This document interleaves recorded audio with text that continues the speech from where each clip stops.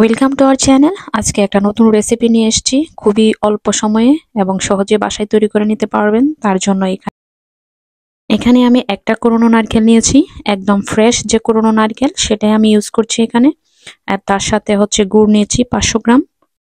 So আপনারা চাইলে এখানে ব্রাউন সুগারটা ইউজ করতে পারেন, ব্রাউন সুগার যাদের ভালো লাগে তারা ইউজ করতে পারবেন, বাট এই রেসিপিটার জন্য গুড়টাই সবচেয়ে বেটার মনে হলো, তার জন্য আমি গুড় ব্যবহার করছি। আর এখানে নিয়েছি একটু ঘন দুধ, 2 কাপ ঘন দুধ নিয়েছি। তো এখন আমি চুলার হিটটা একদম লোতে রাখবো। লোতে রেখে আমি 5 মিনিট এভাবে নাড়াচাড়া করে নেব।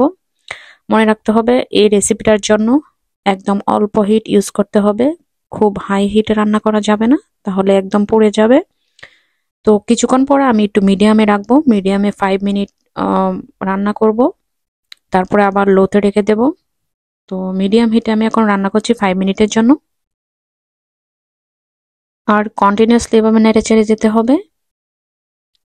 ওকে, আমি এখন চুলার হিটটা একদম লোতে রেখেছি। তো এভাবে লোতে রেখে আমি রান্না করে নেব। তো 5 মিনিট হয়ে যাওয়ার পর এরকম হলো, এখন একদম লোতে আছে।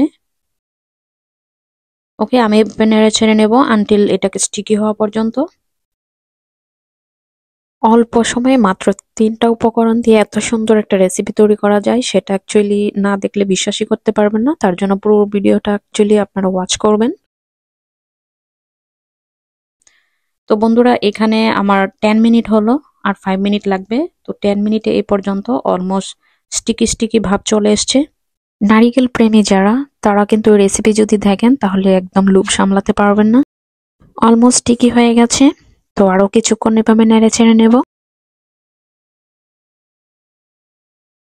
একটা খুব সুন্দর স্মেল বের হচ্ছে।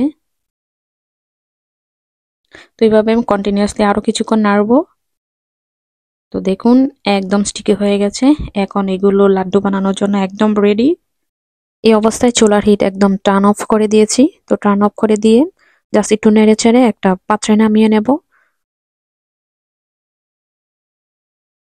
একটা পাত্রে নামিয়ে নিচ্ছি, যেহেতু অনেক গরম সেজন্য খুব কেয়ারফুলি করতে হবে। এখন এগুলোকে ছোট ছোট করে লাড্ডু বানিয়ে নেব। অনেক সুন্দর একটা স্মেল বের হয়েছে।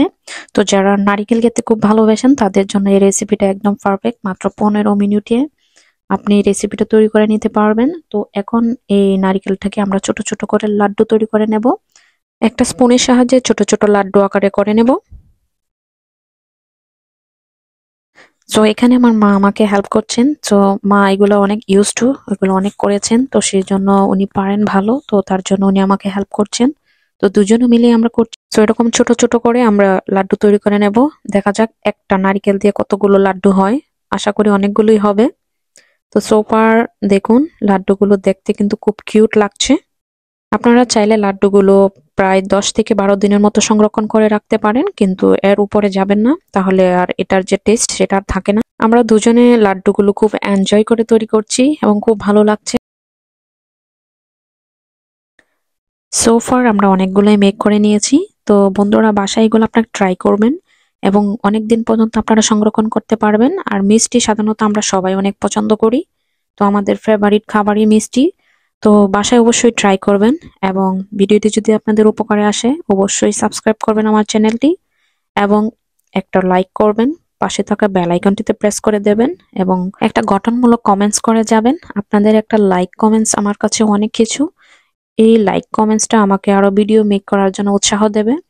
তো প্লিজ সাবস্ক্রাইব মাই চ্যানেল এবং পাশে থাকার জন্য অসংখ্য ধন্যবাদ। ভালো থাকবেন, সুস্থ থাকবেন।